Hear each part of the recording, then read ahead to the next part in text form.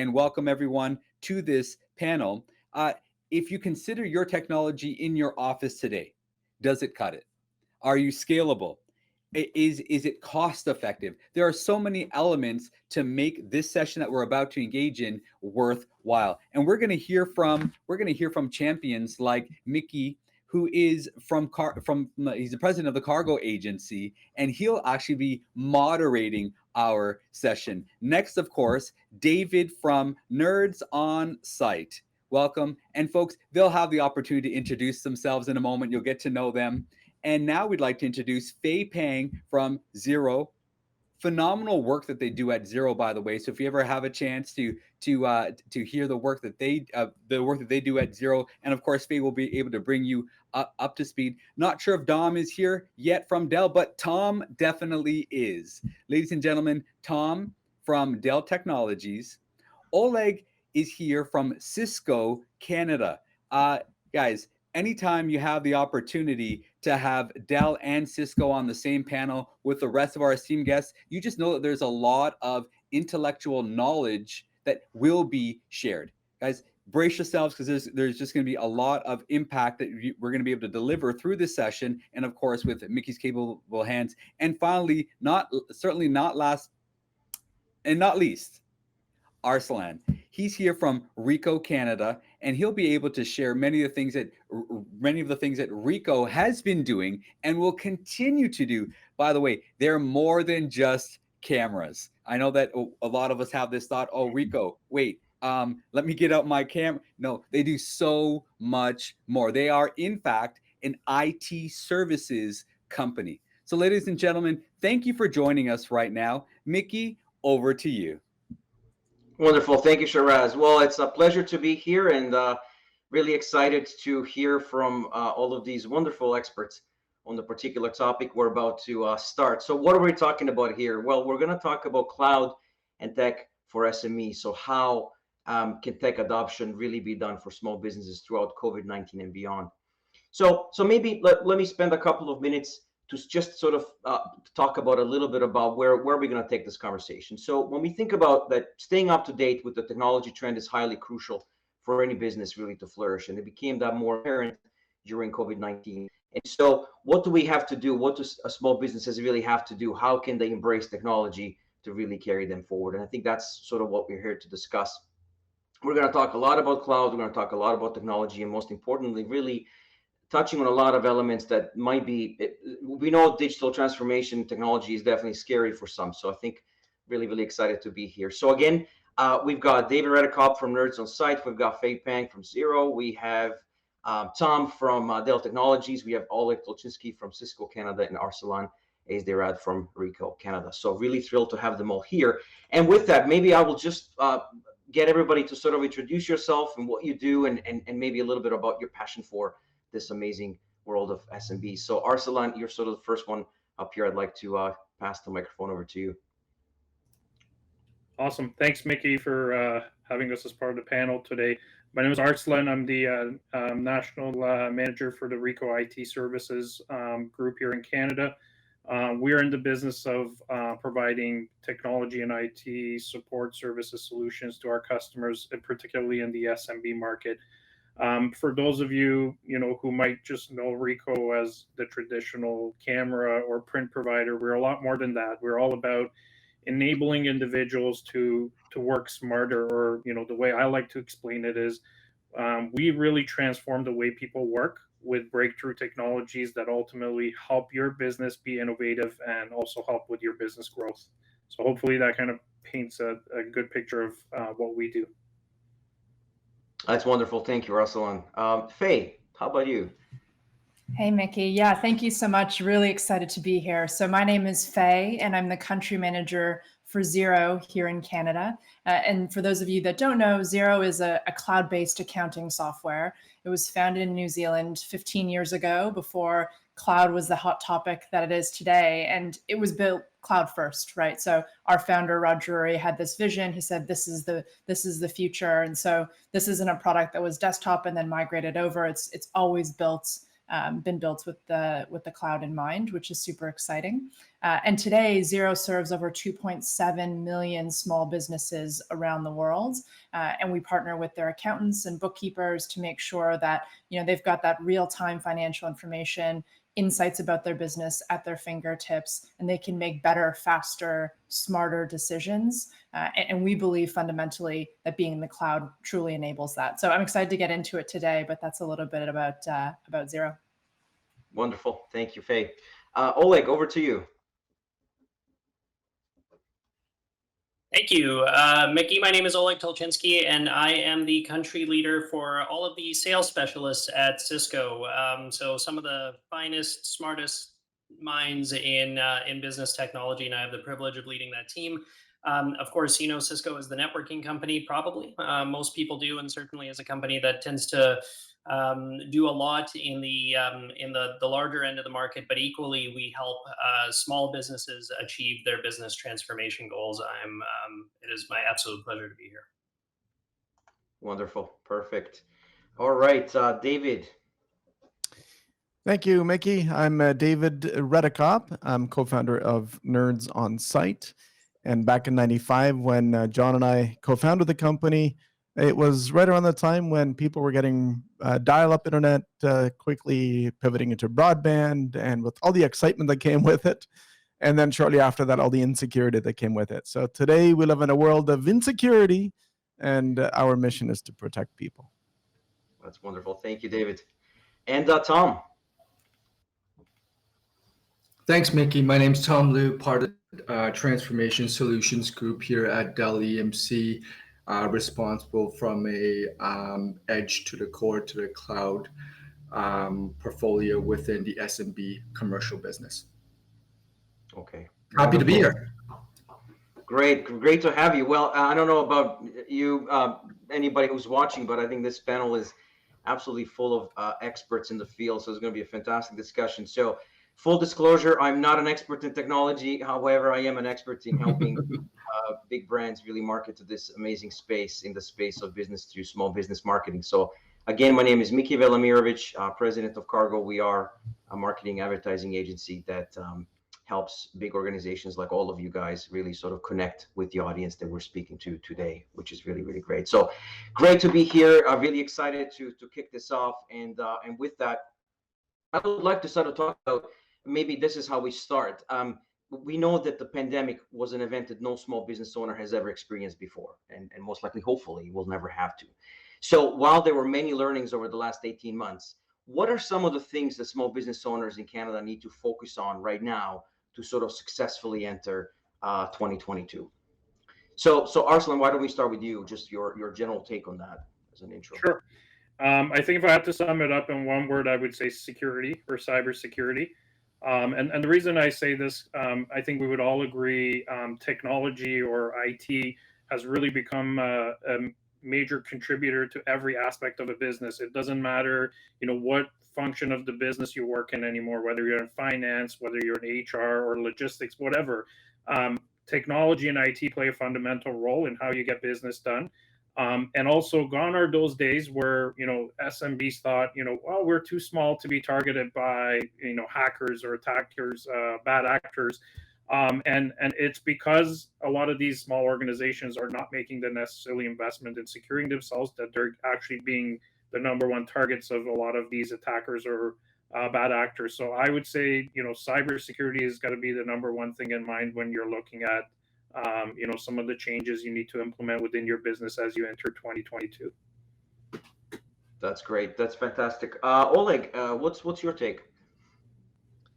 Yeah, absolutely. So, I said the network company, but Cisco is also a security company, a collaboration company, and all of those areas have gone through massive change. So what's top of mind for me is just this idea of new capabilities, right? We've had a change in consumer expectations and what they expect in their interactions with businesses. We've equally had a change in employee expectations in terms of how they prefer to work. We have this great resignation thing that's going on. So I think, 22 is really an opportunity to think about what capabilities do you need that can be enabled readily by the cloud in order to address those big changes that are happening in the market. It's a time of reevaluation. Okay, that's great. That's great. Tom. Thanks, Mickey. In regards to security, I'd say it is definitely top of mind for the commercial business across Canada. We see it day in and day out. It's a lot of companies are finally taking the initiative and looking at technology in the forefront of the business, and the IT is being asked or being forced into business units where they make critical decisions at pivotal points, such as where we are today. So I'd say, security is huge, and and going into the cloud, I think that's where companies in the SMB space, many are still trying to understand and being informed in regards to what that journey could look like. Okay. And outside of security, is there anything else that, even generally speaking, walking into 2022, when we think about, I'm even outside of technology, but anything else that they need to kind of keep in mind as sort of they enter this year that is supposed to be quite promising, but also probably quite scary at the same time? Right.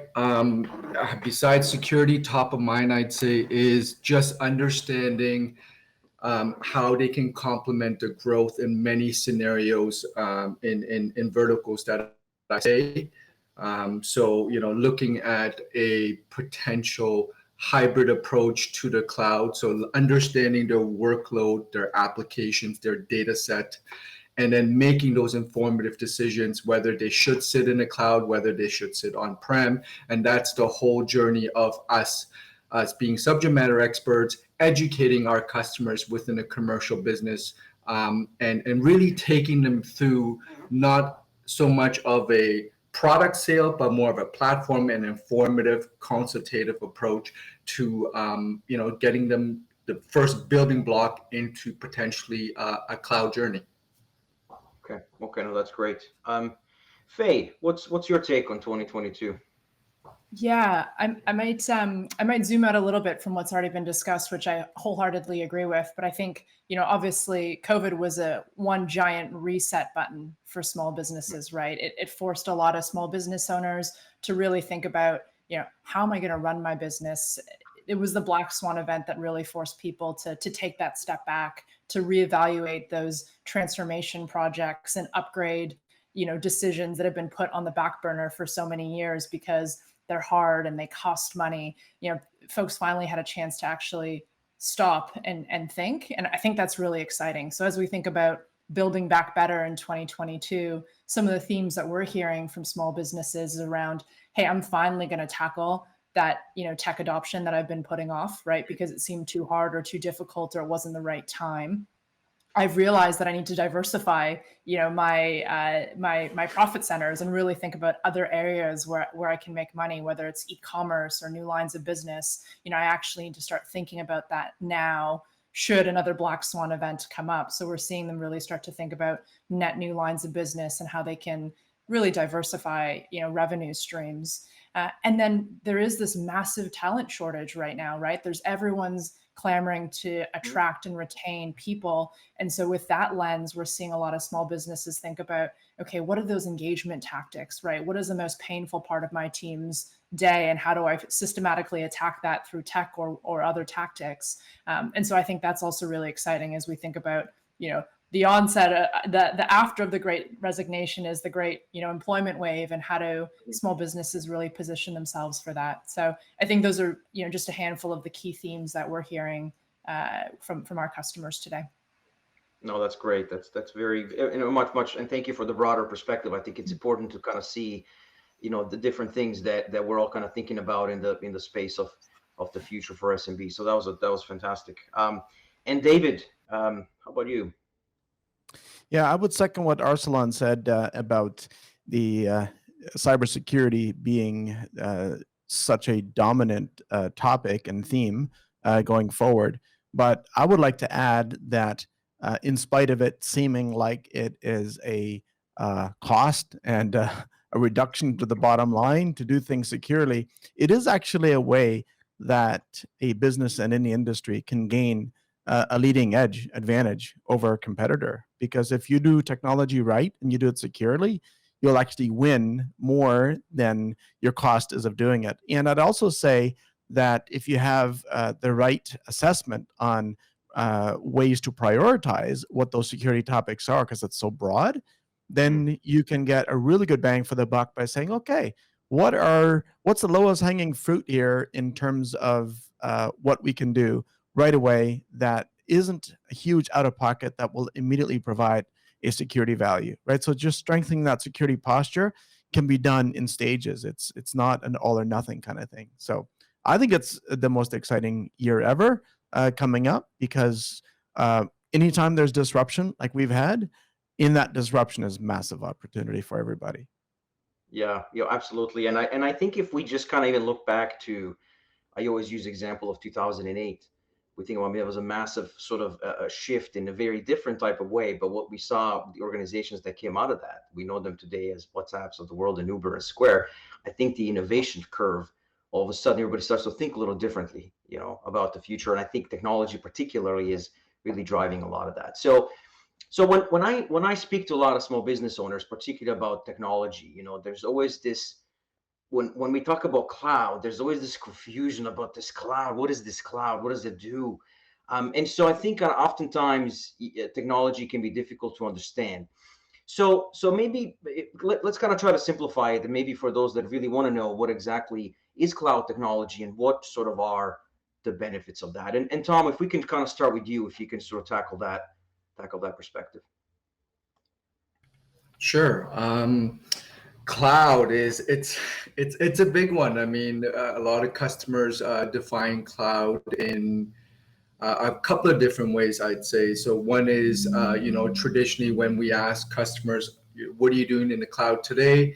An example of that would be, I work with Office 365. That's a very common, answer that we get from our customers. When you peel that back, cloud is basically any service that runs over the internet from a compute, storage, server, database perspective, across the internet. Basically, that's what cloud is. Basic, fundamental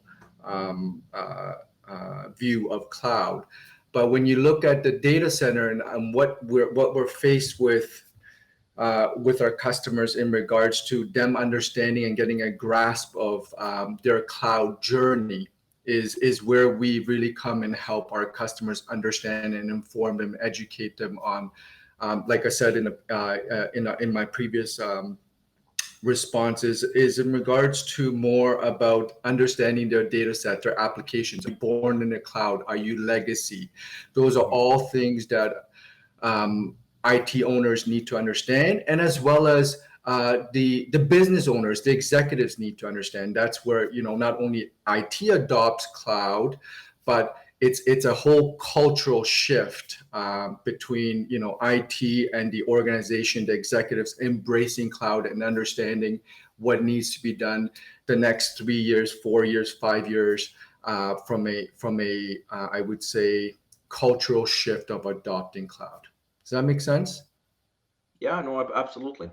And maybe, Oleg, I'd like to lean on you as well for your perspective on the same question, sort of from your area. How would you define what cloud really is, and maybe quick benefits of that approach? Yeah, I think I have a more direct kind of explanation. It is an application or a service that is not hosted by you. It's hosted by someone else on your behalf and is readily accessible to you, usually on a pay-per-use basis, usually accessed over the internet. And I mean, some of the benefits here are fairly obvious, right? You no longer need to be the technologist. You don't have to be the expert on running an application. You don't have to make an initial giant outlay of cash in order to gain a capability. Those are the traditional obvious things we talk about, but the less obvious things I think are really important here, which is that cloud, because the service is now built, it's accessible to everybody. It really levels the playing field in terms of access to innovation. So organizations of all sizes can have access to the same types of capabilities, sometimes things that maybe you never considered possible. So I'll give you an example. If you're in the retail space, a very popular application as well, if only I could understand the foot traffic flow through my establishment, understand where people linger, which of my displays are effective and which ones aren't. Those things have been traditionally very labor intensive or cost intensive and out of reach. Now they are consumable in some cases in minutes and available to everybody. I think that's the real power of cloud. No, that's a really good articulation from both of you. That's great. And I think when oftentimes, especially, and again, we always know small business owners wear many hats. Not everybody is an expert in technology. So I think even as we think about how do we help them articulate the value, sometimes it is kind of going back to kind of like your point is like, this is exactly what it is in very sort of simple terms. But I think kind of stepping a little further from this, and when we think about the cloud as this big thing that can do a lot of different things, but what about maybe just a perspective on just how applications themselves operate in the cloud? And Faye, maybe as the SaaS expert on the panel, maybe you can talk a little bit about that. So how does this, let's say, accounting software sit within the cloud, and sort of what are the benefits to small business owners using that approach? Yeah, I think Oleg did a great job, and Tom as well, of articulating what that is and sort of how things are networked and built in the cloud. Specifically on benefits, I'll use Xero as an example, right? It's accounting software that's in the cloud, right? So it now allows a small business owner and their accountant or bookkeeper to seamlessly collaborate in real time. If you think about the previous historical options there, it's desktop software, it's Excel, it's pen and paper, receipts and shoe boxes, highly manual, generally lagging, right, by days or weeks or months, very, very labor intensive. And so one of the key benefits of the cloud is this idea of real-time collaboration and connectivity with things like, for instance, in Xero, directly into your bank account. So there's no need for you to pull that information in. It's just going to seamlessly connect and surface that within Xero so that you've got visibility and insight. That has a knock-on effect where we now have, insights and reporting. So not only we take that data and ingest it, we spit out what's your cash flow position going to be in 60 days, 90 days, 6 months. And so you get really rich insights automatically now in a lot of cases without you having to do any work, which, for a small business owner gives you the most valuable thing in the world, which is time, right? So by doing all of these things and having your tech stack in the cloud, you're going to give yourself back time so that you could focus on the core pieces. So that's the biggest benefit from our perspective, is this connectivity, collaboration, and then ultimately at the end of the day, getting rid of the stuff that no one likes to do so that you can focus on the things that you really want to do. Right. And as you all sort of been talking about, I kind of started writing down efficiency, simplicity, have things almost part of an ecosystem, kind of what we say, remove the hassle so they can hustle. And I think that is a really important message for small business owners, is just make it simple for me. So even though cloud technology may seem very difficult or maybe challenging to understand, the reality is, from what everybody has shared, that it's quite simple. And then I think that's the important message to understand, that it isn't as scary as everyone kind of seems to think. So so at Cargo, so what we do is, obviously in our space, we talk to a lot of small business owners. And as part of that, we did a study earlier this year where we spoke to about 1,000 small business owners across Canada. And we just talked to them about how are they feeling, what are their current needs, and more importantly, what are their future needs. And technology adoption, digitization was definitely a pretty big focus. So when we asked them the following question, sort of what prevents you from embracing technology and digitization?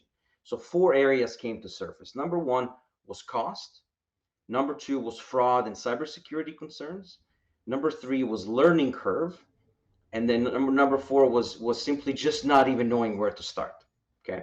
So I find that interesting, and hopefully some of the small business owners in the audience are resonating with those 4, and maybe it's a good idea that we delve into those a little more detail. So why don't we start with cost? And I think that's always the one that becomes a very important aspect to a small business owner. And by the way, more often than not, it isn't about the price that they pay, it's about the value that they get for what they're paying, right? And so how would we, if we were to face a room as we are right now, how could we alleviate these concerns for a small business owner to simply say, well, let me try to alleviate the idea that this is going to be very costly. So don't use that as sort of the fearful factor of not going for this type of technology. So, David, why don't we start with you? What will be your sort of take on that cost aspect? Yeah, that's a really legitimate concern because the survival of a small business is around cash flow. So if you're going to use some of your equity or some of your cash in the bank to make an investment in technology, that is immediately an area of concern. I would turn it around and say there should be no technology bought at all, unless you can have, with a reasonable assessment, see a return on investment and be able to show, or have a technology expert show you, that getting this technology bundle, cloud, on-prem, your devices, with a return on investment that improves their productivity somehow, or that somehow it becomes a pleasing experience for the client who is at the other end receiving your services. There has to be a way to quantify the technology piece that you're considering. And if there is no way to quantify it, then it's a matter of cost. Otherwise, it's a matter of calculating that ROI. So having the right numbers and the right metrics is absolutely crucial in order to make that assessment intelligently.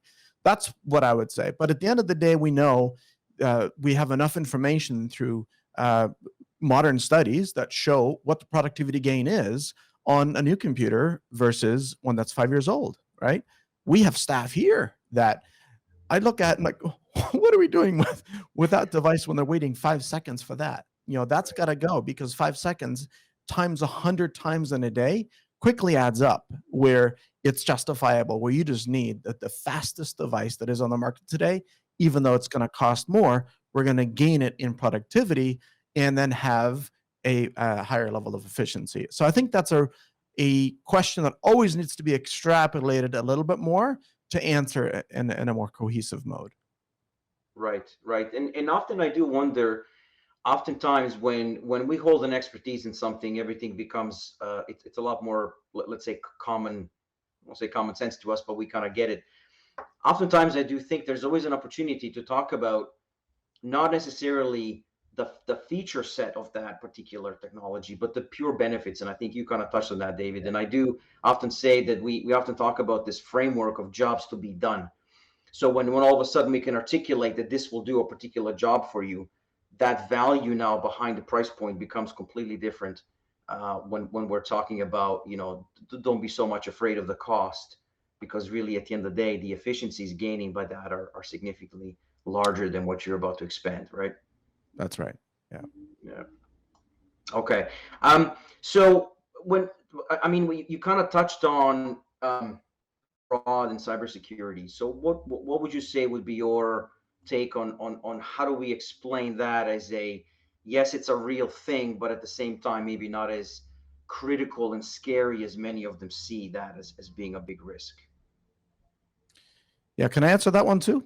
Yeah, please, David. Yeah. I'm a little uncomfortable that I have grown to be twice your size, Mickey. I promise you, I'm not twice your size on stage here. But you know how it is nowadays. Once you have your camera set up, you don't want to change it. So as far as fraud and cybersecurity is concerned, without scaring anyone away, here's the real deal.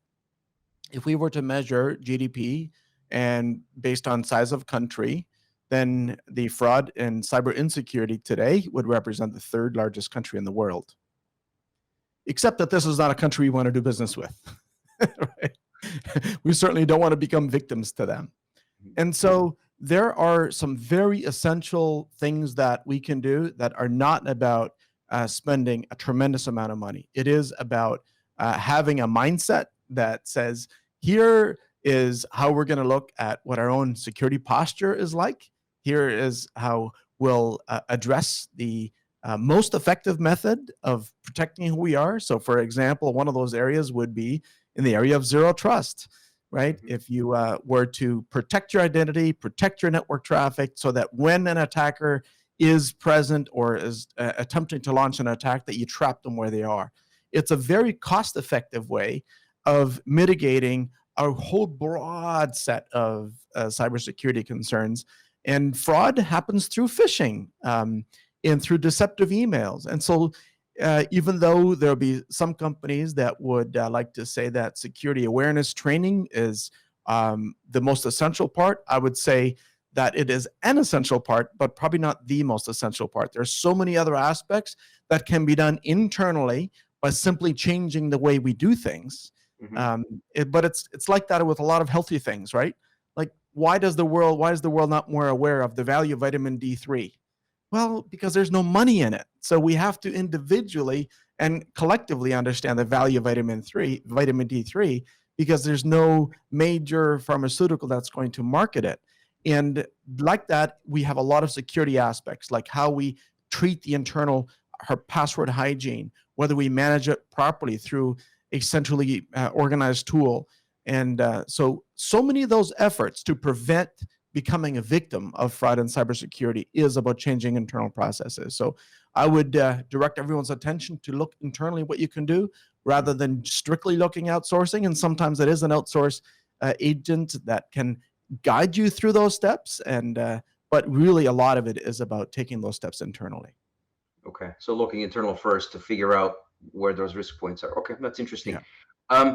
Arsalan, you mentioned security when we talked about, things that they have to look out for in 2022. So I'd love to get your take on that. How do we get them to feel a little bit more, a little better about cybersecurity risks? Yeah, I would say, one piece of advice that I have for a lot of clients that we work with is you can't, and really you shouldn't try to do it all yourself. Like, you have to know the difference of, working hard and trying to figure and get out versus working smart. And, part of one of the things I want to touch base on, as, my fellow panelists were talking, is, we're talking about a lot of tech jargon, phishing and zero trust and all that stuff. And, to be fair, we've got a big group of small business owners that are probably not familiar with these. And this goes back to your question. Like, you don't have to do it all yourself. You don't have to figure this stuff out. There's a lot of, there are a lot of organizations out there that can help you with this stuff, especially as an SMB owner. My one piece of advice is take advantage of as a service offerings from organizations such as Nerds on Site or Rico as an example. We talk about cloud. Cloud is a perfect example of as a service. It doesn't require you to figure it all out. It doesn't require you to go make these big investments up front. It's all about finding the right partner that can help you navigate and ultimately help you find the right solution, whether it be security or any other technology investments you need to make. Okay.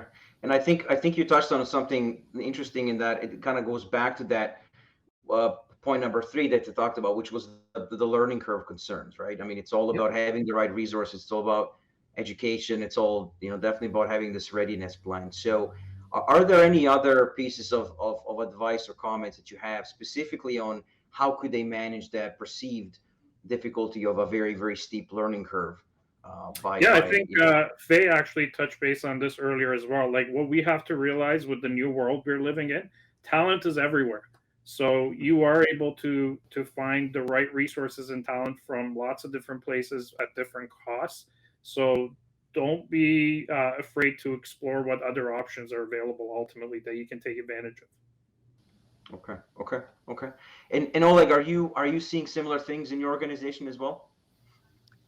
Yeah, very similar. I mean, in terms of a readiness plan, you mentioned that term. I think there are a few things to consider. Security is certainly one. So, a simple way to think about this is cloud providers are typically responsible for the security of the cloud. You are still responsible for the security of operating or, taking advantage of the cloud. It doesn't absolve you of that responsibility. Likewise, by offloading some of your critical applications, some of your critical business functions to the cloud, you have to think about things that maybe haven't been visited in a while. Like, is the network really ready for all this traffic you're about to shoot, to the cloud and need to get it back in a responsive, fast way?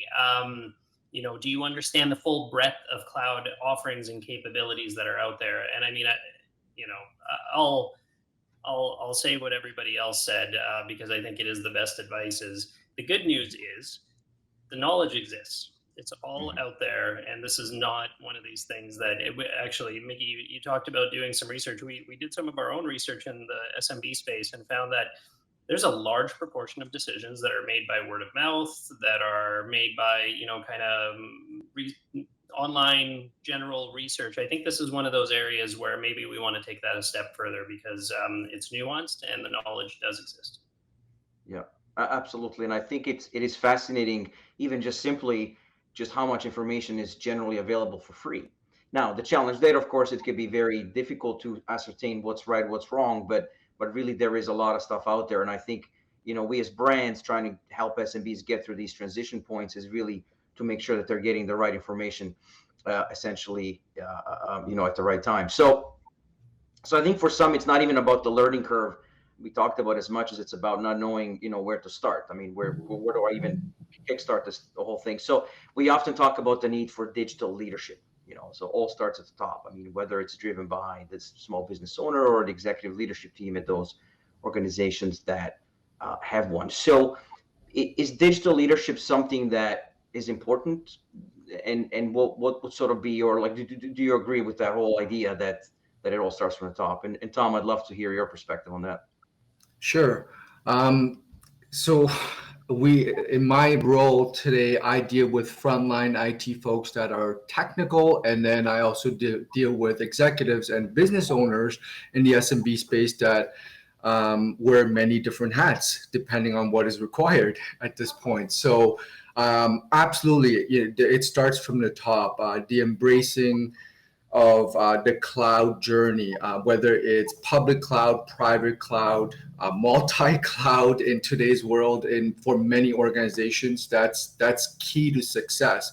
As David mentioned it earlier on in regards to SMB success rate, is we are all fighting the odds here, right? So having a competitive edge, leveraging technology at this pivotal point in time is really, really key to understanding what cloud is all about, and being able to I'd say just be open to taking advantage of the subject matter experts. Oleg had mentioned that all the services, all the subject matter experts are out there. What we ask of our SMB is, you focus on what's best for what you do and what you're bred to do, and let the subject matters around you pay as a service, which is a great operating model. There's no huge cash outlays. That's a big someone said cash flow earlier on during the conversation, so that's huge for SMBs in today's world. So absolutely, digital leadership, having someone that understands that even from just one aspect to start off is really, really key, I think, to be successful, today and the future. Yeah. If I could just, add, yes. can I just add a perspective here? I mean, I think that the subtle shift that's happened is, in a lot of cases, applications have been, kind of an enabler of the business today, and suddenly, in many cases, the application is the business, and as far as your customers are concerned, and so this absolutely has to be a senior level conversation, because those two things are kind of inseparable at this point. Mm-hmm. That's interesting. Okay. Now, what about is there almost a little bit of let's call it fear of change, fear of just not even necessarily, having that, yes, we have the digital leadership stop. We almost explain why we need to do this, but there's always going to be a little bit of this, I'm really kind of afraid to change. So it is all about education, but is it all about having the right talent as well? And Faye, I would love to hear your perspective on that specifically. Yeah, for sure. I think the change management component can't be understated. And to build on what Arslan and Oleg were talking about earlier, there is, Gartner has these hype cycles where they talk about that innovation trigger, right? And then this idea of like how much the change is actually going to deliver, the trough of disillusionment, right? And so I think actually eyes wide open coming into change, realizing it's not going to be all sunshine and rainbows. There's going to be challenges. Change is hard, but eyes on the North Star around what you're trying to get at, and that the why, the benefit at the end.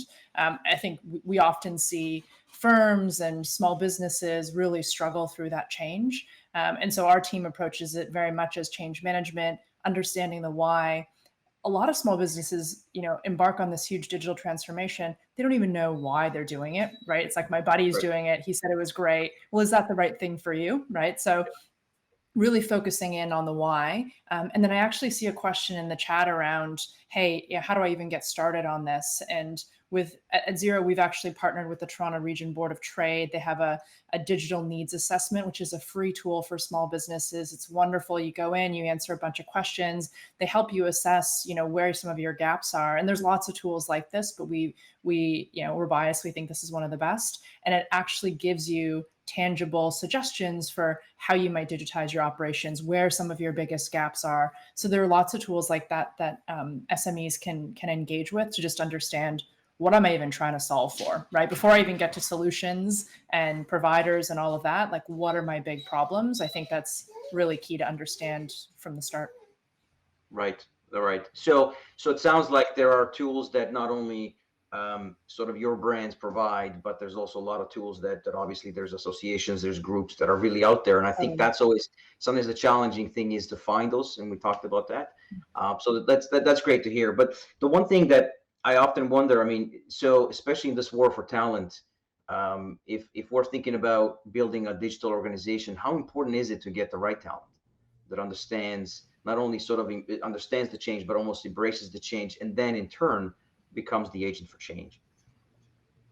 Yeah, I think it's super important, right? And there's sort of two things to think about is, how do you bring your current team along? That's one of the major things that in our research comes up is, why not change? It's, I don't know if my team can handle it, or how it's going to go over and how they're going to receive that. So there's the A, how do you bring your current team along? And then B, as I mentioned earlier, companies that aren't adopting technology, that aren't digitizing their operations, they're going to have a real hard time attracting talent, right? To use the accounting firm example, those that are still, in desktop or pen and paper, Excel, what have you, new folks are coming in saying, no, they're better tools. Like, I actually don't want that to be my day to day. So it's both a retention and an attraction imperative for small businesses to be able to adopt technology.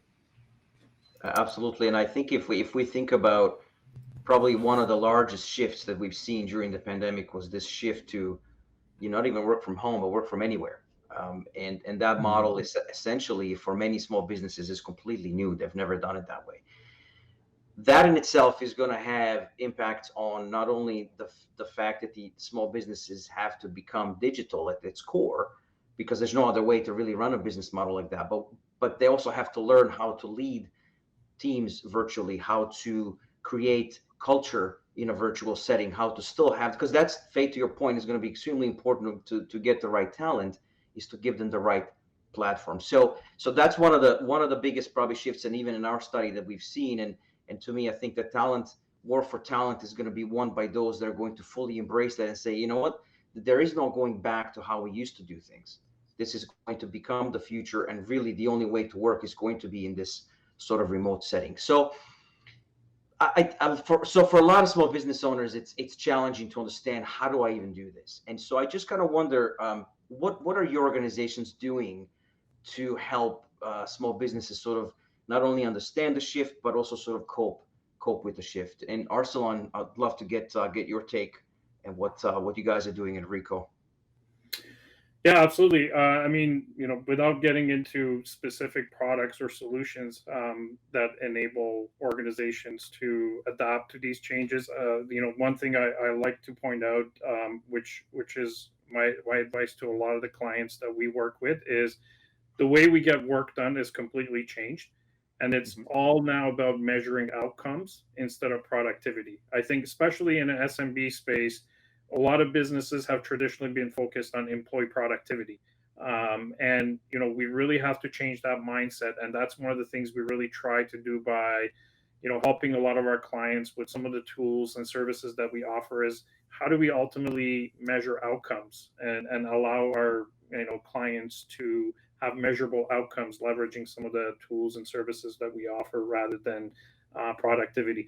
The other thing to keep in mind too, this whatever we call work, it can be done anywhere, any place, anytime, on any device now. So, business owners have to really start, being a little bit more open-minded in terms of how they get their employees or how they expect their employees to get work done. Absolutely. And the other thing too is that for us, the whole 9 to 5 is over. I mean, that doesn't Yeah. exist anymore, right? So if we're trying to engage them, even within a sales cycle, because we all know that the journey starts online. That's how they start. So how do we keep them engaged, and how do we get them to buy when it's not all of a sudden in the sort of regular workplace? So, and I'm going to toss this question to anybody on the panel. So how are you sort of changing your sales and marketing approaches, more or less, to kind of fit this work from anywhere? I mean, in a lot of cases, a lot of your organizations have been in this sort of the distributed workforce model, but have you changed anything in this new world of how you sort of drive your sales and marketing approaches going forward? I think so. I'll give a perspective on that. I mean, for us, Cisco's been doing this hybrid work thing since before it was a thing, right? Since before it was called that. And so I think an interesting way that our own sales approach has changed is just being able to share back those experiences. Because even for us now, after having experience with this, it's still something of an experiment of exactly what the right balance is of working from home versus coming into the office, because that role has changed as well. The office is still important. It's just important for different reasons. It's now a gathering place. It's a place for people to meet and come together. So I think this is one of those places where we're focusing a lot more on just sharing experience, because I think everybody is trying to figure this out simultaneously right now. Oh, absolutely, absolutely. Anyone else have a perspective on the work from anywhere, and how do we adapt our perspectives on how to reach them and engage our customers? Yeah, I'll jump in, Mickey. I think it's a real challenge, right? One of the core secret sauce elements of Xero historically has been really going and meeting our customers face to face, being in their offices, working alongside them. And to be honest, like, our team has truly missed that over the last 2 years. But we've been using technology to adapt, right? So using things like video conferencing, Slack, Teams, whatever it is for on the customer side, just to build those moments of connectivity, leveraging virtual events, things of that nature. So it doesn't compare, but we're trying in all of these different ways to drive the connection. And then little moments, right? Like sending a basket, and if knowing someone's going through a tough time, just showing the sort of human connection has been really important. So, as we move forward and it becomes a little bit more of a hybrid environment, I think we'll continue to build that new normal and cadence. But we've been trying everything that we can to try and feel connected to one another and to our customers. For sure. I think you said something really important. It's personalizing those experiences that were so easy to be personal and in person. Now we have to create them in virtual worlds. It's not that easy, but I think that anything that we can do to sort of inject that humanity. We often say in our business that oftentimes people say, B2B marketing is really boring because it's B2B marketing. And we always say it's human to human. No matter what happens, we're dealing with a human being, and especially in the SMB space, they are so passionate about what they do. And a lot of them are going to miss that personal connection that they had with their partners and brand partners and such. So I think trying to find that level of how do we keep it, warm and fuzzy in a virtual environment is not only going to be kind of required, but it's going to be a must-have to keep those relationships alive. So for sure. So I think we're I want to make sure that we're not over time, but the one and it's been a great conversation, by the way, and I think we could be here for half a day, but I think the organizers wouldn't really like that idea. So let me sort of close off with one last question, and that is, when you think about 2020, just a year 2020. I mean, we've been through literally the most interesting years ever. So when you think about year 2020, what's the one word that comes to mind, and why? And Arsalan, I'm going to start with you. Perseverance. Okay. Any reasons why? Well, I mean, it's been a interesting couple of years, to say the least, and everyone's facing lots of different challenges, all kinds of different businesses facing their own types of challenges, and everyone's trying to figure out how to ultimately make it through this. And there is a light at the end of the tunnel, but we're not 100% there yet. And there's still things that need to be figured out, but we'll make it. And so I think that's one of the words that probably makes a lot of sense to explain Okay, all this. perseverance. Okay, Yeah. that's great. Faye, how about you? And Mickey, I think you said 2020, but do you mean 2022, like the Sorry, year to I come? meant 2022. My apologies. Yes, I caught myself in that too. Yeah, future forward, not back. Yeah, you got it. Arslan might want to change his answer, So but I'm going to change mine then. I'll say transformative. Okay, got it. Sorry, my There fault. Yeah, 2022. We're talking about future. 2022.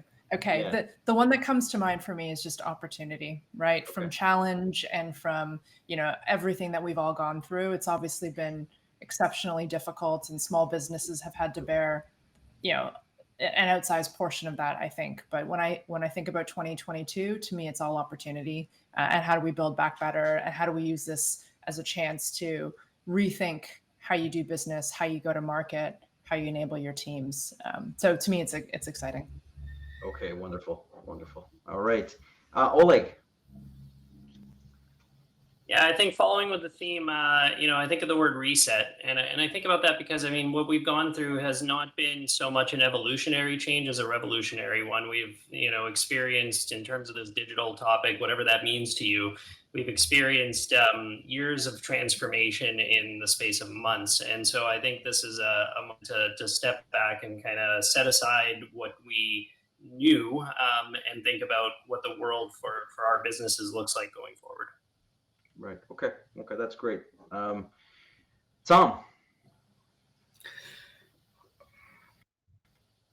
I'm going to continue on the theme of what Oleg was saying, is embrace. Coming out of this, as all of us, we need to be able to accept and see all the changes, embrace whatever is been given to us, and whatever we create as an opportunity, along the lines of what Faye had mentioned. And I think it's going to be an exciting time for all of us. We're all going to face and experience things that potentially is going to be our first time around, which we did through the pandemic. So embracing what the next 12 to 18 months has to give to us is, I think, for me, a key word. Okay, that's great. And David, what's your take? It's another P word to go along with yours, Arsalan. Persistence. Some of you are parents as well, I know. And my wife and I are blessed with 5 sons. And if there's one thing that I'm recognizing is that maybe I'm not here to teach them, but maybe they're all here to teach me persistence. Because I can tell you one thing, those cyber criminals, boy, are they persistent. So we have to be even more persistent. That's great. That's fantastic. I guess if I think of 2022, I just think that it's almost this era of reimagination, of reinvention. I think that 2021, everybody talked about that being the year, but I think it was still a year of just trying to figure out what the hell's going on, right? I mean, there was so much unknown, so many uncertainties, and those aspects you just don't really think about exactly where things are going to go. But I'm kind of convinced that 2022 is going to bring a lot of different ways. We talk about pivots, we talk about shifts, and we're going to see so many small businesses doing something completely different. We're going to see small business no longer be local business. We're going to see so many businesses that are going to embrace e-commerce. They're going to start to really sell outside of their local markets, that maybe the brick and mortar stores is going to still be there, but their second revenue channel is going to be outside of their city and things like that. So I think that reinvention sort of kind of sticks to mind, in my opinion, of what's going to happen for 2022. So anyways, thank you. This was a great conversation. Really enjoyed it. Excellent perspectives, differing perspectives, and I really want to thank you for bringing that forward. And hopefully for a lot of the participants, it was an eye opener as to the cloud is not such a scary word. It is actually really helpful. That can give them that efficiency. That can give them that perspective to run their business in a better way. And really, those 4 areas that we saw of concern from a lot of small business owners across Canada are really not something that should really be a deterrent from embracing digitization and technology and all that. So again, thank you very much. Fantastic conversation.